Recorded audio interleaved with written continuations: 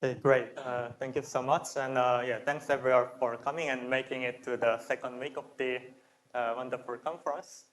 So I'm going to talk about generalized global symmetries in 3+1 dimensions, some developments which were happening now almost 2 or 3 years ago. So it's going to be mostly based on this paper that I wrote with Ho-Ta Lam and Shuheng Shao in 2022. And I also briefly discussed this another paper, which is a little bit more recent. This is from basically 2 years ago, published last year. And there is a very much related paper by Clay Cordova and Kantaro Omori, which is essentially contains similar contents with this first paper. And Kantaro gave a talk last week, and then for the first part of my talk, there will be some overlap. But so if you are at Kantaro's talk last week, you might be a little bit bored for the first part, but please bear with me. Okay, so before I get into technical details, let me give you a very, very brief and not complete history of recent developments in non-invertible symmetries. So this is, I emphasize this is not complete. There are many, many omissions. It's going to be very biased, but I just wanted to give some background on why we were interested in these things and then what was happening in the past, say, some decades. So I'm going to explain later in a little more detail, but a modern paradigm in quantum field theory is to regard every topological operator / defect, I'm going to explain what this means later, as a symmetry operator. The reason is because these general topological operators although they do not form a group mathematically, but they seem to be just as useful as ordinary symmetries, if not more. And in fact, the existence of, say, topological line operators which do not form a group structure, in particular, they may be non-invertible. The existence of such topological line operators were well known already many decades ago, at least 2 or 3 decades ago, especially in 1+1 rational conformal field theories. Although at the time the name non-invertible symmetry did not exist, this name came about only relatively recently, maybe 7 or 8 years ago. And in the intermediate period, there were many alternative names that were proposed. For instance, categorical symmetry was also commonly used for some period of time. It's still used. And at some point, people also call these more general topological operators as non-symmetry because they are different from usual symmetries. But this name sort of disappeared more recently. Anyways, using these general topological defect lines, powerful consequences were derived in 1+1D. For instance, the most impressive result to my mind is this paper by Komargatsky, Omori, Rumpedakis, Seif-Nashri from a few years ago. This is also very recent, where we can prove the confinement of certain 1+1D QCD-like theories using non-invertible symmetries. However, 1+1D QFTs, as we know very well, are in some sense very special. So a natural question a few years ago that many people had in mind was whether there exists any non-invertible symmetries in higher dimensions. Some of this was not clear until recently. And finally, in 2021, like November of 2021, several examples were found in this set of papers. So this paper was a bit earlier, so it's like September of 2021.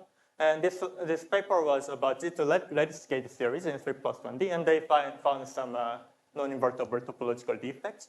And 2 months later, we put out this paper, which was coordinated with this paper with KD Omori Zheng. And these 2 papers found several examples of continuum quantum field theories in 3+1D which have non-invertible symmetries. And the reason why these symmetries in 3+1D could not be found in early days is because this discovery highly depends on some modern advanced knowledge about higher form symmetries, which is another form of generalized symmetries. They're gazing and 2-up anomalies. So it was great that we found some examples, but many of these examples, however, were still special in some sense. So in many cases, the examples require the existence of conformal manifold, or electromagnetic duality, and or some amount of supersymmetry. And in particular, to this date, we still do not have a systematic way to find all generalized symmetries of a given quantum field theory, especially in higher dimensions. This is a little bit of challenge. And 2 years ago, we found more elementary examples of non-invertible symmetries in real-world QED and QCD. So this is these two papers. So in some sense, these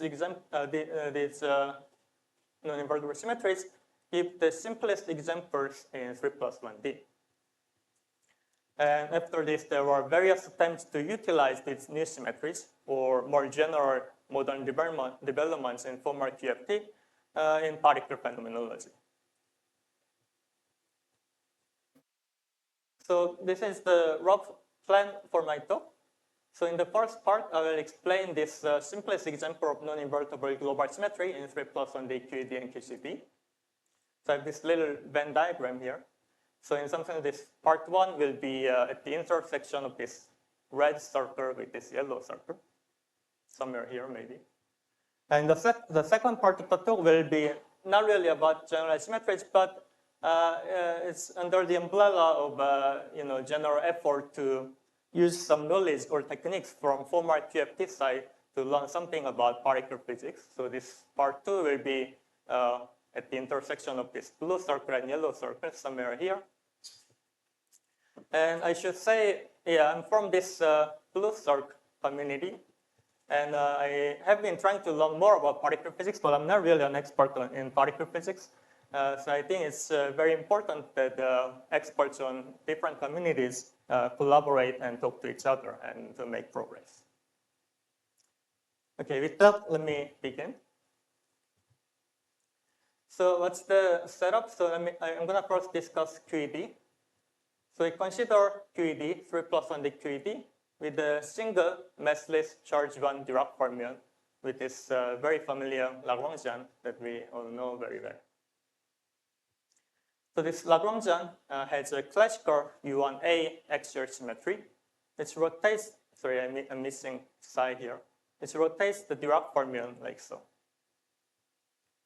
So this factor of 2 is just so that we normalize the group parameter alpha to be 2 pi periodic, but it's not going to be so important.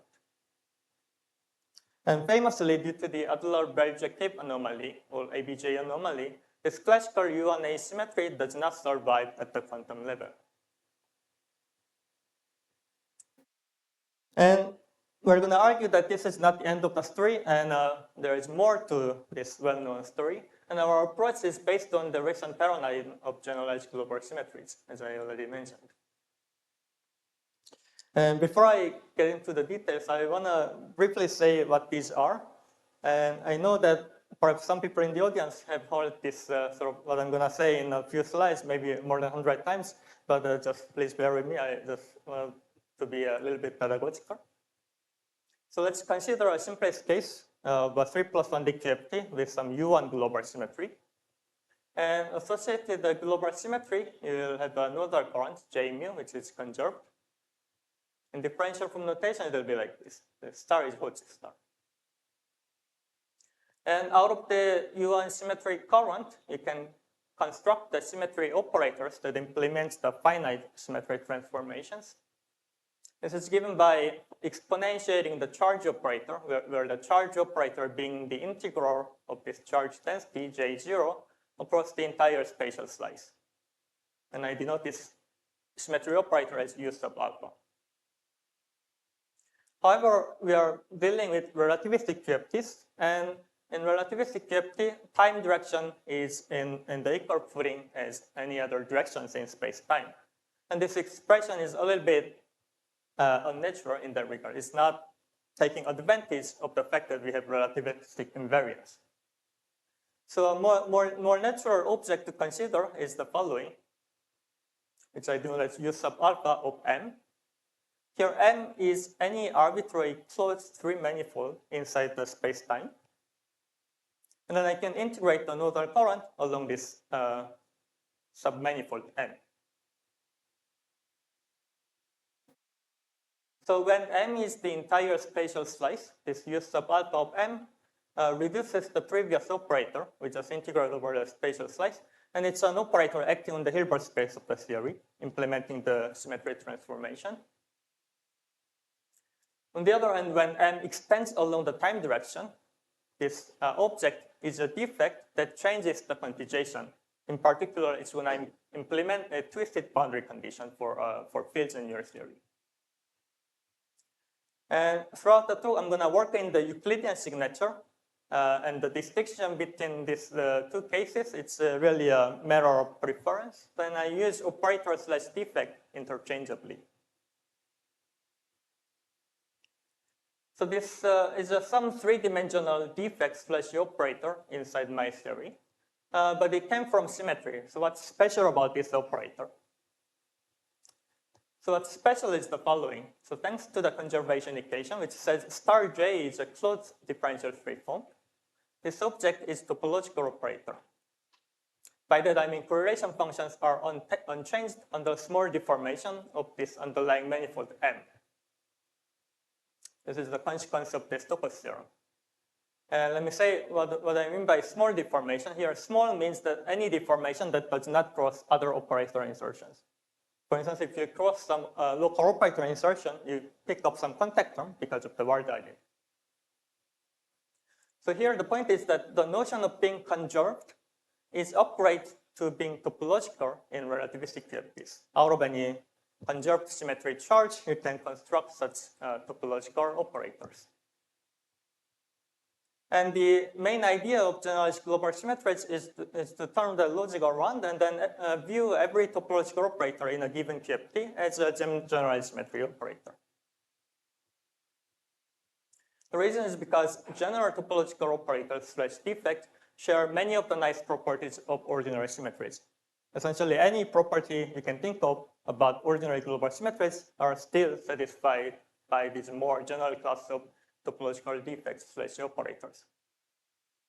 For instance, they lead to selection rules on correlation functions and scattering amplitudes.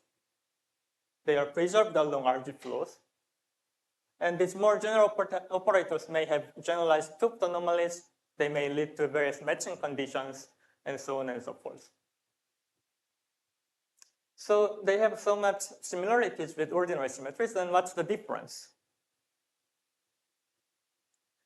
So the one potential difference comes from what we call fusion of symmetry operators. So let me first explain what fusion means.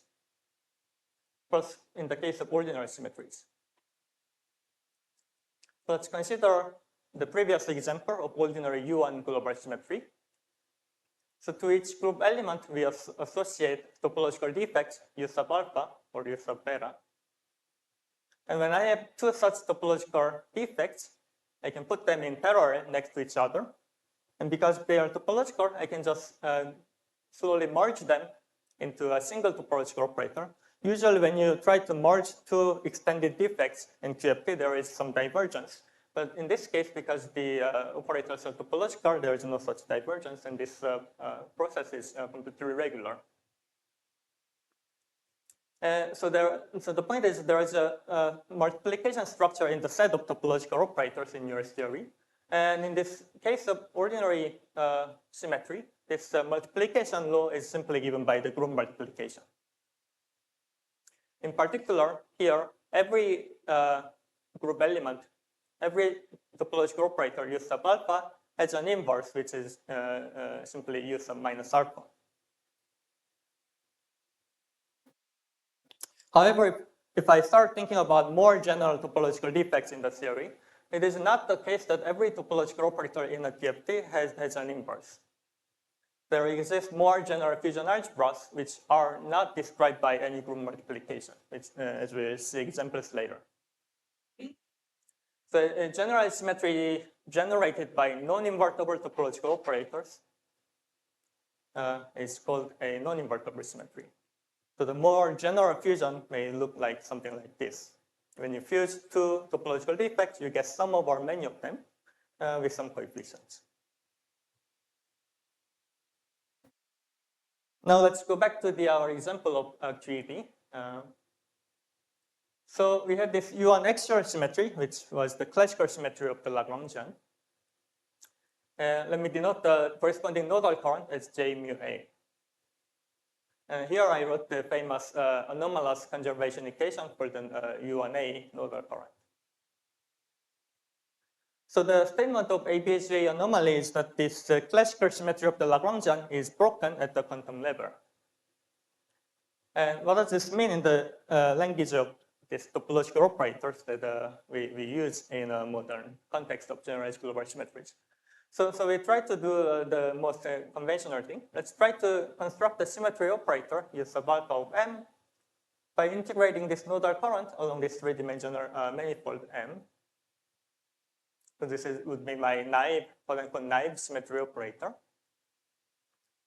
And the statement of ABJ anomaly is that this naive symmetry operator is in fact not topological, simply because this star JA is not a closed differential form anymore. D star JA is it's proportional to the instanton density. And what you want to do here is to ask, can you somehow cure the ABJ anomaly? And it'll become clear what I mean by curing the ABJ anomaly. And of course, there have been various attempts. For instance, we can even go back to the original paper by Adler, and we can consider this slightly different looking operator, which I denote as U hat. So this U hat operator is defined as follows. So what's inside this integral is called an improved current, where I subtract a Chern-Simons term from the original current. So this new operator U hat is formally a topological operator because the integrand here is closed. However, it's not really a well-defined operator of our theory, which is QED, because this operator is not gauge invariant, especially when this three-manifold M has some non-trivial topology. The reason is because the Chern-Simons term appearing here does not have a properly quantized coefficient. So my convention will always be such that the Chern-Simons term is well defined if the coefficient is some integer over 4 pi. And here you see that in this case, that happens only when alpha is a multiple of 2 pi, in which case the symmetry operator, symmetry transformation is just trivial. So this is the situation here. So we have this naive symmetry operator, which we call U sub alpha. So this is a well-defined operator. This is some three-dimensional operator in the theory. It's gauge invariant and well-defined, but it's just not topological, and it does not define a symmetry of the theory. We could consider a more slightly different operator U hat. This is formally topological, but it's not gauge invariant, so I don't want to consider such an operator. So it seems like we are stuck here. And because we are stuck, we're going to try to be slightly less ambitious. And instead of considering arbitrary value of this group parameter alpha, for the moment, let's consider a particular rotation angle, 2 pi over n, for some arbitrary integer n. So in this case, our operator U hat now looks something like this. Now, this new operator, this U hat operator at this value of alpha, is still not well defined. The Chern-Simons term still has a fractional coefficient 1 over n. However, in this case, there is a well-known way to quote-unquote fix this problematic term, which is highlighted in red. So let me make a slight digression and then look at this problematic term in isolation. So although this expression is not really gauge invariant, this is actually a very familiar looking action in a slightly different context. So this appears in the fractional quantum physics in condensed matter, and this is commonly used as the effective action describing the electromagnetic response of such a fractional quantum state at particular filling fraction. And in this context of fractional quantum effect, there is a well-known way to fix this expression and realize this response action by a perfectly healthy gauge invariant theory. And this is given by this blue expression. Here, little a is a dynamical gauge field which lives only on M, and big A is still the electromagnetic gauge field. So this little a basically describes the anionic degrees of freedom in the fractional quantum state. So we went from this red expression, which was not gauge invariant and not well defined. That's why I put quotation marks here. And to this blue expression. Again, let me remind again, in my convention, when the coefficient of Chern-Simons terms are integer over 4 pi, it is gauge invariant. So this right-hand side expression, this blue expression is perfectly well defined. And to relate the two expressions, you can start from this blue expression and naively integrate out the gauge field little a. So the equation of motion for little a says that a equals to minus big A over n. Of course, this doesn't have a solution in general because little a and big A in my convention both are properly quantized U1 gauge field. In particular, they have integer magnetic fluxes. So it doesn't make sense to divide big A by some integer n and equate that to little a. In general, this equation will not have a solution. However, if you naively plug this back into this blue expression, then you go back to the red expression. So the viewpoint you should take is that this red expression is sort of the illegal way to express the response action of the fractional quantum state, but this blue expression is more well-defined, more precise, gauge invariant way to express the left-hand side. So with this in mind, let's go back to our QED. So motivated by this fractional quantum discussion, I'm going to define a new operator, which I denote as d sub 1 over n, where I start from this U hat operator and then insert alpha equals to 1 over n, and then replace this non-gauge invariant term by this gauge invariant expression. So in this context, this little a is an auxiliary gauge field living on the world volume of the defect, which I use to define this operator.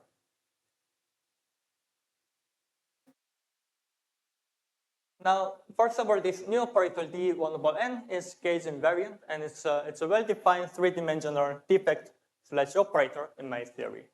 All the Chern-Simons terms are properly quantized. Moreover, this operator is a topological operator. Intuitively, you can think of this as because of its relation to this U hat operator, which was formally topological. There is a slightly more rigorous way to prove that this is a topological operator using something called half space gauging, but I'm not going to explain this in detail in this talk. But the upshot is that this topological degrees of freedom describing the fractional quantum state somehow cures the ABJ anomaly of the naive symmetry operator and then gives us something topological.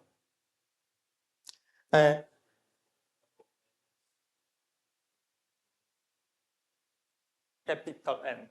So capital N is an arbitrary integer n. So the claim at this point is that for any integer n, we have a topological operator. So in particular, we have infinitely many topological operators in this series. So n came from the, before we have this group parameter alpha, right? So the situation is that you have U1 worth of operators, right? But these are not topological. And then I'm picking particular rotation angle, which is 2 pi over n. And for any rotation angle which is of the form 2 pi over n, for any integer n, the claim is that I can make a topological operator.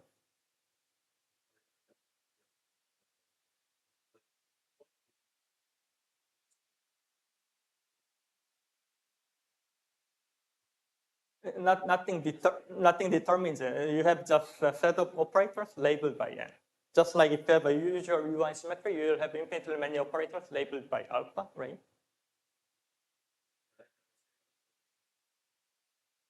No.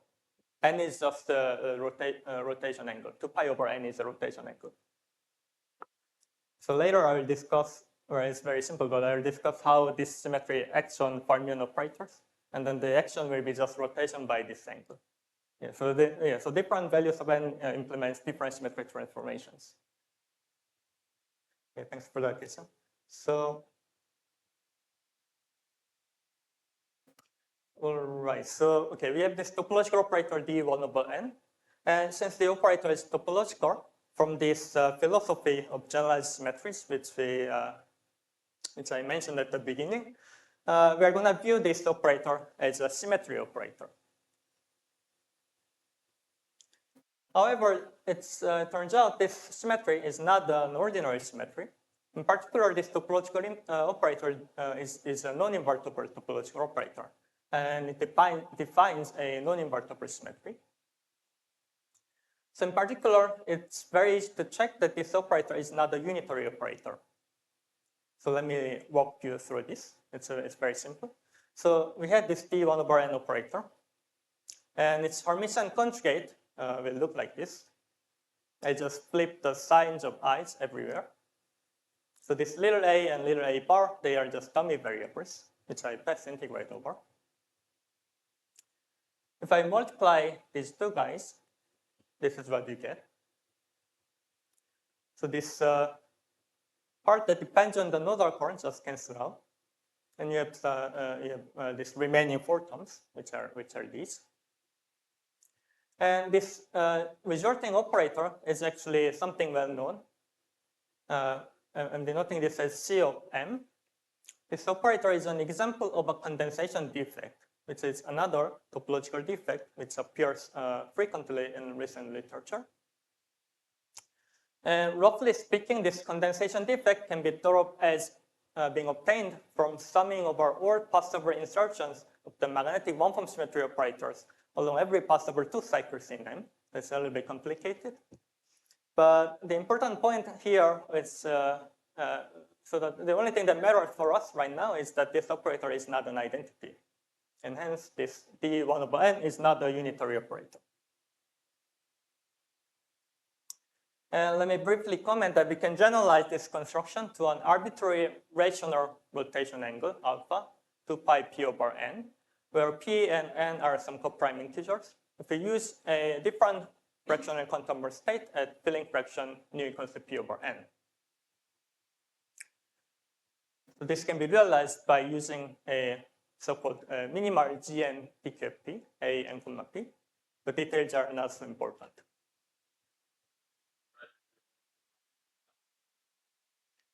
As a limit, so as a limit, I'm not so sure, but there are various proposals to realize irrational angles. I'm going to comment a little bit later. Okay, so this way we obtain topological operators dp over n labeled by elements in Q mod Z. So have this infinitely many topological operators in QED. So this table summarizes what we have found. So most naively, we had this symmetry operator, the naive symmetry operators, which were not topological. So in fact, those were not defining any symmetries. They were gauge invariant, and they are formally invertible. We could define these U-head operators, but they were not gauge invariant. Now we can define a new operator, which is both topological and gauge invariant and well defined. The price to pay is that this new operator is not invertible anymore, and then has a more sophisticated structure. So the upshot is that due to the ABJ anomaly, the classical continuous invertible U1 axial symmetry of QED turns into a discrete non-invertible symmetry at the quantum level, which is generated by these operators. And so we had question from Collier, so this is the related comment. So there are various generalizations of this construction to the full U1 rotation angles, in particular including irrational angles. And I don't want to get into too much details, but for instance, these two papers, basically they have the same proposal. And they claim that, so they have a slightly different expression for the operator. And they claim that for irrational alpha, irrational angles, their operators are just strictly zero. And for rational angles, their operator actually reduces to ours. So in some sense, these are essentially the same as our defects if their claims are correct, I think. So in a more recent paper, there is a slightly different looking proposal where they use a somewhat non-standard topological field theory which have infinitely many anyons to cure the ABJ anomaly on the word volume of the defect. I think this is a valid proposal, but it has some subtlety related to infinite quantum dimension. And in any case, if, I think, well, anyways, okay, that's the situation. Let me briefly mention how these operators act on various operators in this theory. So as far as fermions are concerned, the non-invertible symmetry operator, dp over n, simply acts as an axial rotation by the angle alpha equals to pi p over n. So as far as fermions are concerned, it's as if you have a good U1 axial symmetry. Intuitively, this is because the fractional and quantum degrees of freedom couple only to the electromagnetic fields, but they do not couple to fermions. This leads to the well-known helicity conservation of electrons and positrons in scattering amplitudes in massless QED. But importantly, the helicity for photons is not conserved. Of course, this is well known from textbooks, but we have a symmetry explanation now. So more interesting happens when you try to act this symmetry on a walled line of a magnetic monopole. Another one is a tubed line, which I denote as H in this picture. So inside the correlation function, where you have a tubed line on one side of this defect, what you can do is, because this dp over n operator is topological, you can try to move this operator to the other side of the tube line without much cost. When you do that, what happens is that this line operator becomes a disk operator, where inside the disk you have an integral of the field strength f with this coefficient.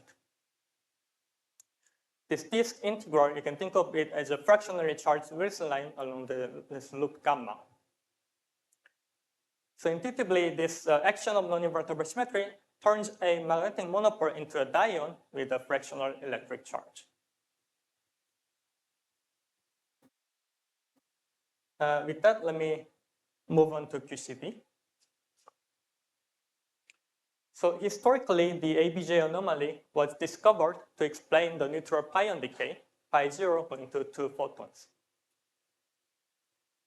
This was used to successfully determine the coupling between pi 0 and then photon in the pion Lagrangian. And this is crucial to derive the decay rate of pion. And it was also a very important computation, which come from, there are 3 colors in QCD in nature. And what we are going to do right now is that to use these new symmetry operators, dp over n, to give an alternative derivation of this classic result. So how does it go? So let us consider the QCD Lagrangian for simplicity only for up and down quarks in the massless limit below the electroweak symmetry breaking scale, so that the gauge group SU2 times U1 hypercharge is fixed down to U1 electromagnetism. So in that case, you can find that there is a classical symmetry in the Lagrangian, which I denote as U1A3, which rotates up and down quarks in this form. Upon chiral symmetry breaking, this rotation corresponds to the neutral pion direction. So this classical U1A3 symmetry suffers from the ABJ anomaly with the U1 electromagnetic gauge group. But crucially, this does not have ABJ anomaly with the SU3 color gauge group. By running exactly the same arguments as in QED, we can then construct non-invertible symmetry operators dp over n in QCD below the electroweak scale. Now, on the other hand, in the deep infrared, the theory is well described by the pion Lagrangian. And here I wrote down the relevant terms, the terms that I would care about in the pion Lagrangian. I have neutral pion, and it couples the photon with some coupling constant G, which for now, I assume that I don't know the value of this coupling constant G. So the neutral pion field is a compact scalar field with the periodicity determined by the pion decay constant. And it gets shifted under the U1 and A3 classical symmetry of the Lagrangian. Now the question is the following. So in the quote-unquote UV QCD Lagrangian, we have this infinitely many dp over n non-invertible symmetry operators. And the question is, how are these symmetry operators realized by the infrared pion Lagrangian? So we're going to do symmetry matching.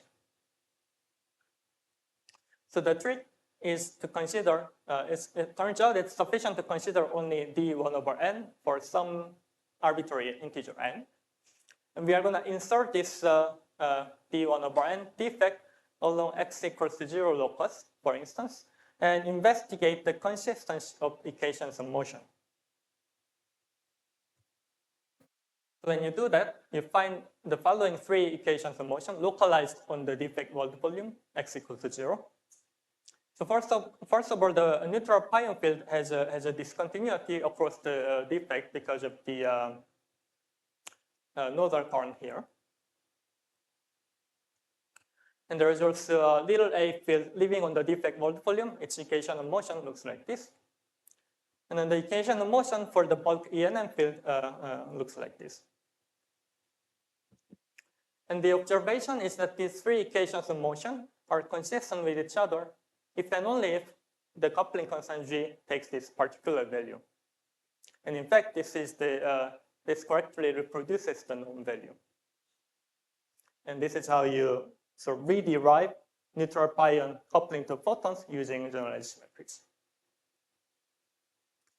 And more conventionally, the same result is can be derived by treating the EM gauge fields as background fields. And of course, this is perfectly justified since the fine structure constant is small in nature. And the result follows from the ordinary tubed anomaly matching condition. Here we are providing an alternative explanation using the matching of non-invertible symmetry. One thing I like about this example is that, first of all, this demonstrates that there exists a non-invertible symmetry in nature, and it is indeed matched along an arch flow that's realized by our real nature. Depending on your perspective, one may even say that the neutral pion decays because of the existence of non-invertible global symmetries. Okay, so that's basically everything that I wanted to say about symmetries. And I'm going to move on to the next topic, unless there are some questions.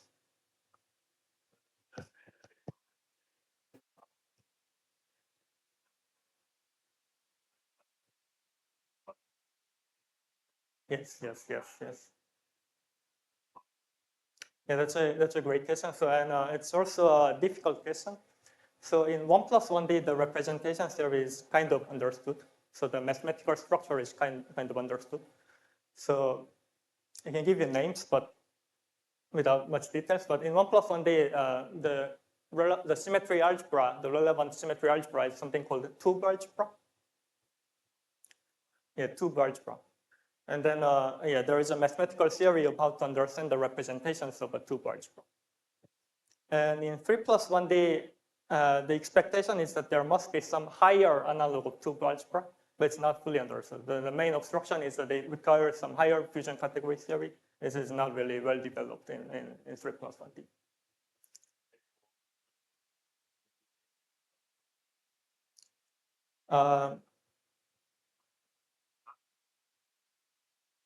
So the thing is that, so this tube algebra is a little bit technical, but it sort of extends the action of non-invertible symmetry operators to include all the twist sectors. And it so happens that in this 1+1D, if I include all the twist sectors, then every non-invertible symmetry can actually be realized as a unitary operator acting on this extended Hilbert space. But it's only non-invertible when I restrict to the untwisted Hilbert space. And I think a similar thing should be true in 3+1D, but I don't think there is a general proof.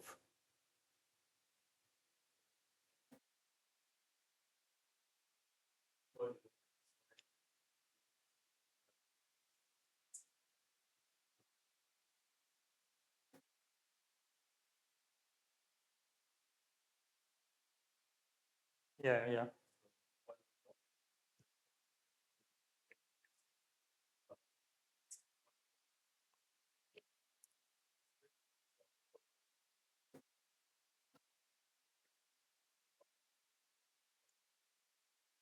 So what happens is that it's an emergent global symmetry below the electric scale.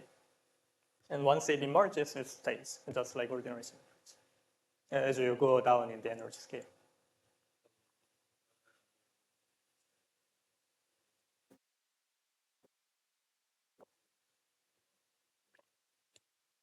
So if you go above the electric scale, then it's actually explicitly broken. One mechanism to break it is to, if you have dynamical, it can be broken by two polyatomic monopoles, for instance. Yeah, but below the Higgs scale, it's going to be accidental symmetry. Right, so let me move on to the second part of the talk. So,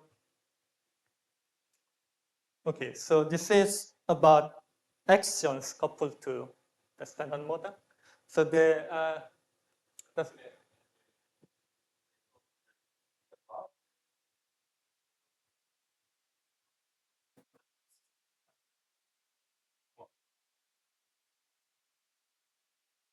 yeah, it's just because the above the scale, this U1A3 symmetry has a ABJ anomaly with the SU2 gauge group, and then that we don't know how to deal with.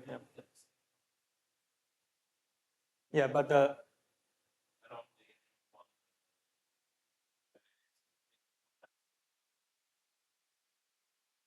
yeah, so the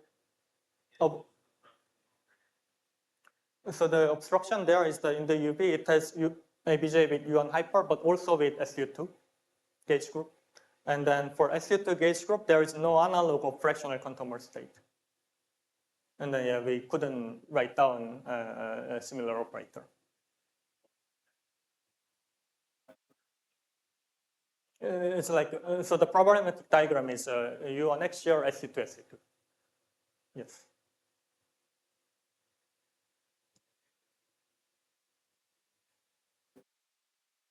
So two group is a slight different diagram. So to have a two group, it must be something like, it must be basically global gauge. Yeah, but here we have like a global gauge.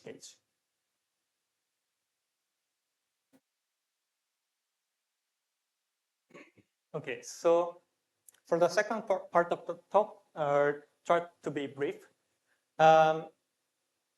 Okay, so the central question would be this. What is the gauge group of the standard model? And of course, usually we say that the standard model enjoys the SU3 times SU2 times U1 hyper gauge symmetry. But is this precise? A well-known fact, but not so much discussed in the literature, is that every standard model particle is neutral under a particular subgroup G6 inside this gauge group. What this means is that in principle, it's possible that the global structure of the standard model gauge group is not simply a product of three Lie groups. There might be a portion by G sub Q, where Q can be any divisor of 6. So there are 4 possibilities. And all 4 values of Q are consistent with current experiments at colliders. This is because they basically share the same local physics. And if that's the case, and if you only care about local experiments, you may ask, why should I care? So to zeroth order, the value of Q constrains what kinds of new particles may or may not exist at higher energies.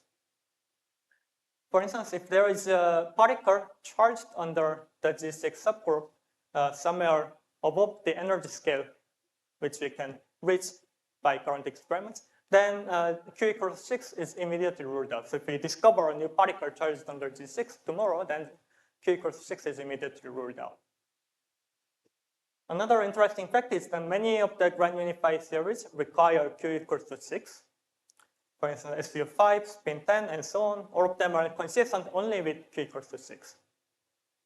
So this sort of implies that if one of these gods is actually realized by nature, then we will never find G6 charged particle in any experiment. And this is I'll say more about this later, but perhaps Q equals to 6 is preferred for some reasons.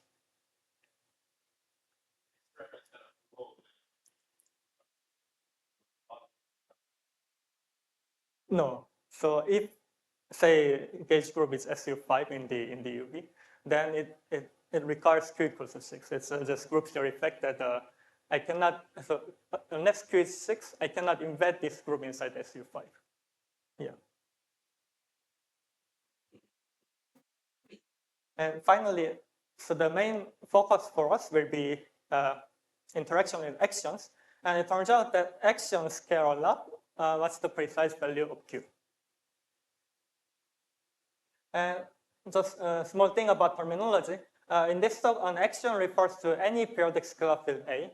So I'm denoting it as little a, which previously was the auxiliary gauge field living on the word volume of the defect. But it shouldn't be confused. It's unfortunate, but I just decided to follow the notation that we used in the paper. Anyways, little a now is an action, which is periodic. Periodicity is set by this f, which is the action decay constant. And sometimes in the literature, unless this action couples to, say, SU3 gauge field gluons, sometimes they're called action-like particles, but I'm going to just, in general, call them actions. And actions were originally introduced to resolve the strong CP problem. And they are one of the well-motivated beyond standard model particles, and they are active targets for experimental circuits. So the coupling between an action A and a gauge field A mu, in general non-abelian, generally takes the following form. So A couples to the instanton density. This F tilde is the dual field strength. So F mu nu contracted with epsilon tensor. So here K, I'm going to call K action gauge coupling constant. In the literature, sometimes it's called anomaly coefficient when you have some particular Petchkin UV realization in mind. But more generally, I'm going to just refer to it as action gauge coupling. So an elementary fact is that this K can take only a quantized set of values. This is because the exponentiate action, the path integral, should be well defined under the periodic identification of the action. The precise quantization condition imposed on K depends on the global form of the gauge group and not just the Lie algebra. So as a warm-up case, let's consider SU2 gauge theory versus SU3 gauge theory. So inside the path integral, if we shift this action by its periodicity, we generate the following term. This is basically exponential to pi I k times the instanton number n. Now, depending on the global form of the gauge group, allowed values of the instanton number changes. For instance, for the SU2 gauge field, the instanton number in my normalization is always an integer. However, for SO3 gauge group, there are more general field configurations which lead to fractional instanton number. For instance, it can be 1/2 on a torus. And to require that this factor is always identity, we conclude that this action gauge coupling K can be an arbitrary integer when the gauge group is SU2, but it must be an even integer if the gauge group is SO3. Now let's consider a case where we have an action coupled to the standard model gauge field. So I'm going to assume the simplest scenario where I have a single action A, which may in general couple to all three gauge groups of the standard model. So G here is the gluon, F is the SU2 gauge field, B is the U1 hyper gauge field. So now I have three quantized couplings, K3, K2, K1. And in experiment, people usually do the measurement below the electroweak breaking scale. And there I can write down the coupling like so. So I still have gluon G, and I have electromagnetic gauge field FEM. And coupling to gluon, it's sort of a somehow standard convention in the literature, it seems like. This is called N, and then coupling to ENM field is called E. So this N is basically 1/2 of K3, and E is determined in terms of K2 and K1, some linear combination. And for different choices of the standard model gauge group, you can run this analysis of figuring out what's the precise quantization conditions imposed on these action gauge couplings. It's an elementary exercise, but somehow it was not done until 2 years ago. And this is what you find. So let me just give some brief intuition. So for instance, if Q is 1, then there is no cross interaction between different gauge groups. And K3, K2, K1 can all be arbitrary independent integers. However, when Q is 6, there is some global identification, and the quantization conditions are somehow correlated. For instance, below the electroweak scale, N and E are quantized like this, but this particular linear combination also satisfies certain quantization condition. So in the paper, we derived these results using 4 different methods. One of them is model dependent, 3 others are model independent, and 2 of them use just generalized symmetries, but I'm not going to explain how we did it, but anyways, this is what we get. And the same result was reported around the same time, also in these 2 different papers. And our result agrees. So this is all good, but what we learned from this extensive table. So experimental searches for an action typically try to measure the effective action photon coupling G, A, gamma, gamma. So I'm not an expert on particle physics, but this is what I heard from my particle physics friend. Anyways, from now on, let us assume that I'm going to put some assumptions to draw some conclusions. Let us assume, first of all, that our action is a post-inflation QCD action. It means that the action basically comes from spontaneously broken patch gain symmetry, which happens after inflation. And for a QCD action, as shown in this paper, the effective action photon coupling is determined like so in terms of these 2 quantized couplings, E and N. Here, MA is the mass of the action.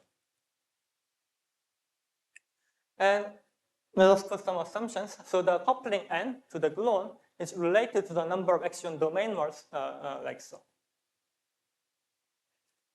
Here, the number of action domainers, by this I mean the number of distinct minima of the action potential. I'm not getting into details, but in the absence of other mechanisms, stable domain norms formed after inflation may not be consistent with current observations. So in general, you want, in particle physics and cosmology, people try to avoid such action domainers. So the simplest, really the simplest way to avoid any action domainer is to set n the W equals 1, meaning that the action potential will have a unique minimum and there will be no domainers. And this means that n is equal to 1/2. Another cosmological consideration comes from the so-called stable relic problem. So roughly goes as follows. If let's say there exists some heavy massive particle in the UV, charged under the G6 subgroup of the standard model gauge group. Then since every standard model particle is neutral under G6, such heavy particle may not easily decay into standard model particles, and then potentially that could be inconsistent with our current observation. And again, here we're going to do the simplest possible thing, which is the simplest way to exclude such particles is just to assume that the standard model gauge group has this global form where it will be quotient out by G6. And let me remind you, this is also the choice that's consistent with various gods. And with these assumptions, let us look at this effective action photon coupling again. And because of the choice of the global structure of the gauge group, we have this correlated quantization condition between N and E. And if you just plug in all possible different values of N and E satisfying N equals 1/2 and these conditions, you find that there is an absolute minimum value allowed by the ratio between GA gamma gamma and MA. And the lower bound looks like this. So just from this elementary exercise of deriving quantization conditions of the action gauge couplings, we find the theoretical lower bound on this ratio GA gamma gamma over MA. So this bound is saturated for E over N equals to A over 3. And this is realized by many of the well-known models of actions. DFSH is a particular action model which it's a little bit technical, but it's a type of this thing called the 2HBM beyond standard model. So we add one more Higgs doublet, and then let the so there's a particular Petchkin realization, and then the Petchkin symmetry acts on the Higgs field and also the standard model particles. So there is another. So basically, there are two most famous action models. One is called KSVG, and the difference between KSVG and DFSG is that KSVG just assumes some heavy fermion charged on the Petchkin, but standard model particles are not charged on the Petchkin. But in DFSG, the standard model fermions themselves are charged on the Petchkin. That's the key difference. Okay, so this maybe I'll end with this picture. But so this is the picture we took from this website. So this horizontal axis is the mass of the action, and then the vertical axis is the action-photon coupling. And these different color regions are different experimental searches that are, if I remember correctly, either ongoing or in the future. I may misremember that. But anyways, what we did is that there is this line corresponds to E over N equals A over 3. And when the action is a post-inflationary QCD action, whenever you try to go to this gray region, we are going to have to deal with the domain problem. Okay, that's it, and thank you for your attention.